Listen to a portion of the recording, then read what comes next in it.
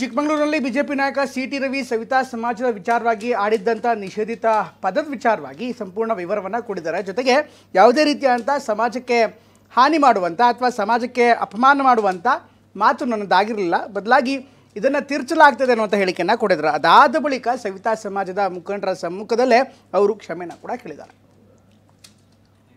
ನಿಮಗೆ ಮುಂಚೆನೇ ಹೇಳಿರಲಿಲ್ವಾ ಬರ್ತೀನಿ ಅಂತ? ಮುಂಚೆನೇ ಹೇಳಿದ್ನ ಇಲ್ವಾ? ನಾಟಕ ಆಡ್ತೀರಾ? ಅಲ್ಲಪ್ಪ, ನಾನು ನಿಮ್ಗೆ ನಿಮ್ಮ ಇನ್ಸ್ಟಿಟ್ಯೂಷನ್ಗೆ ಬರ್ತೀನಿ ಅಂತ ಮುಂಚೆ ಹೇಳಿದ್ನ ಇಲ್ವಾ? ನಾನೇ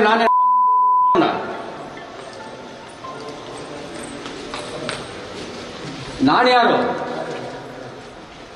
ಮತ್ತೆ ನನಗೇನು ಕಥೆ ಹೇಳ್ತೀರಿ? ಅಲ್ಲ, ನಾನು ನಿಮ್ಗೇನು ನನಗೇನು ಕಥೆ ಹೇಳ್ತೇನೆ?